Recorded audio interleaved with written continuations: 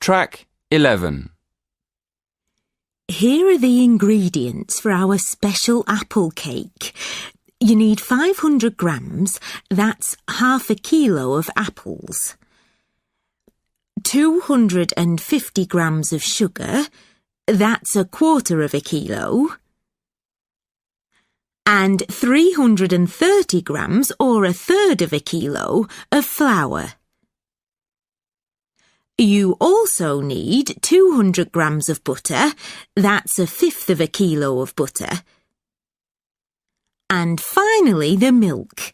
You need a fifth of a litre of milk, or, if you prefer, that's 200 millilitres.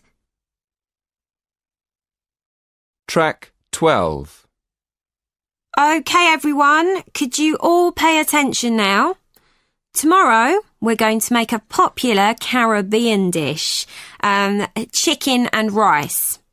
Recipes vary from country to country, but for the moment, I'm going to give you the list of ingredients for the basic recipe and leave you to add the flavours and spices to your own taste.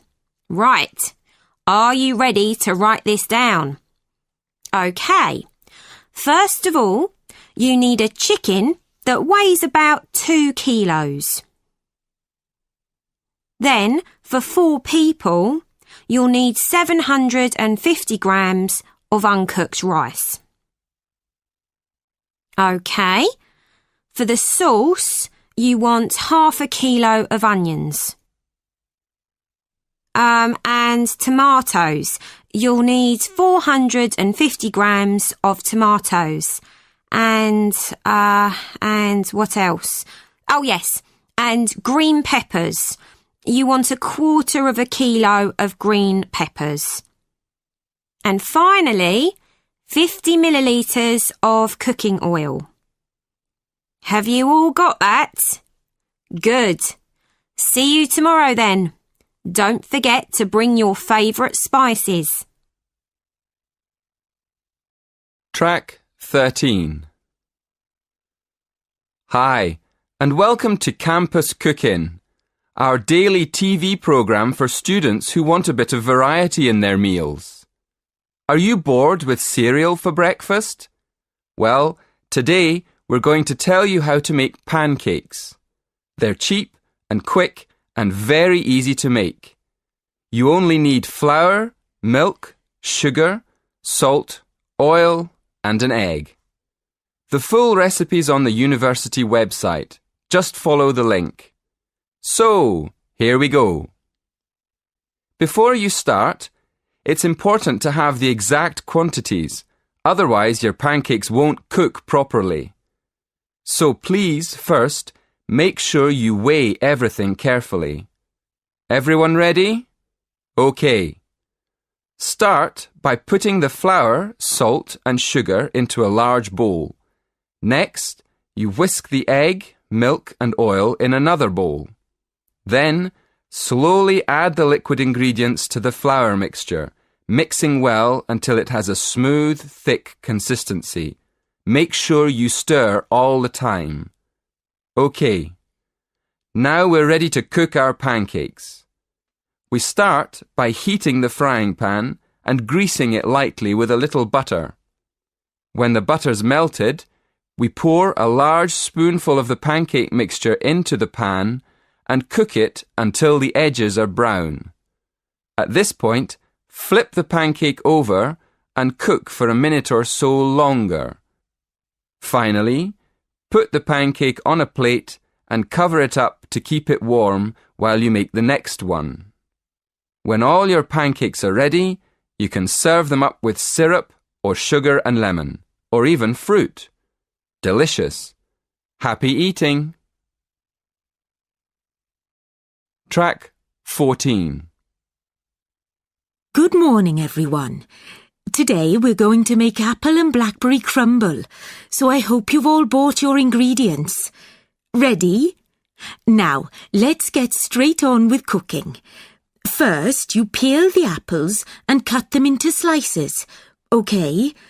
Don't forget to take the middle out of the apple. Now, put the sliced apples in a pan and cook them with some of the sugar. In about 10 minutes, they should be nice and soft. Right? Now, mix the blackberries and apple together. Make sure that you have about half and half. Put them into the bottom of a baking dish. That's fine. Now, the next thing to do is rub the flour and butter together with your fingers until it's in tiny pieces, like breadcrumbs. Then add the sugar. When it's ready, put the crumble mixture on top of the fruit and bake it all in the oven for 30 minutes. Track 15. Hello everyone. Welcome to the university. I hope you're settling in and beginning to find your way around. I know a lot of students find it hard to adapt to the food, so I thought I'd tell you about a couple of popular English meals that you might hear about. Well, actually, you might have heard of the first one already. It's really popular. It's fish and chips. Fish and chips are fried in deep fat, so it's actually very greasy and not at all healthy.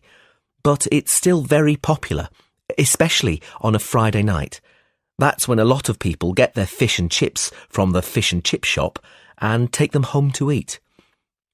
Another traditional meal, which is definitely healthier, is Sunday lunch. In England, Sunday lunch is usually some kind of roast meat with vegetables. Traditionally, families have their Sunday lunch at home, but these days, quite a lot of families have Sunday lunch in a restaurant. Track 16. Section 2. You will hear part of an introductory talk on nutrition. In the exam, you will have 20 seconds to look at questions 1 to 4. Listen carefully and answer questions 1 to 4. Good afternoon. Many people in the Western world eat the wrong food, and they eat far too much of it. So, the topic of my lecture today is healthy eating. I'll divide my talk into 3 parts. Firstly, I'm going to define what I mean by healthy eating. After that, I'll go on to talk about why people don't eat properly. And then I'll finish my lecture with some ideas for improving the situation. Right. So, what do I mean by healthy eating? Well, some people might think it means eating a lot of meat. Of course, vegetarians wouldn't agree with this. They think eating meat is very unhealthy. Other people think that eating a lot of cabbage is good for you, or a lot of salad. Well, naturally, cabbage, salad and meat can all be part of healthy eating. But for me, healthy eating means 2 things. One is eating a balanced diet, and the other is eating the right amount of food. In my opinion, a balanced diet means eating a variety of foods, including meat, vegetables, fruit, cereals, and dairy foods. Obviously, the amount of food we should eat is more difficult to decide. It depends a lot on how active we are. Before you hear the rest of the talk, in the exam you will have 20 seconds to look at questions 5 to 7. Track 17. Now listen and answer questions 5 to 7. Now on to my next point. Why do so many people eat badly? Well, let's look first at having a balanced diet. To have a balanced diet, you have to plan your meals in advance and then buy the right food. And then take time to cook it properly. But these days people are so busy working that they don't have time to go shopping. So they end up buying fast food at the last minute. Another reason people don't eat well nowadays is that it's actually cheaper to buy food already prepared in a packet. So, people who haven't got much money will buy packet food rather than cook something fresh. And a final reason why people don't eat healthily is that they don't know how to. In my opinion, schools don't do nearly enough to educate their pupils in healthy eating habits. In the exam, you will have 20 seconds to look at questions 8 to 10. Track 18. Now listen and answer questions 8 to 10. And now to my third and last point. What can we do to solve the problem? Well, I think it can be solved by three main groups: families, schools, and the government. To start with, parents should make sure their children have a healthy diet. Secondly, a lot of schools have self-service machines where their pupils can buy soft drinks, crisps, sweets and chocolates. I think schools should change what they sell in these machines. Another thing schools can do is make sure that the food they serve in their canteens is fresh and well-balanced.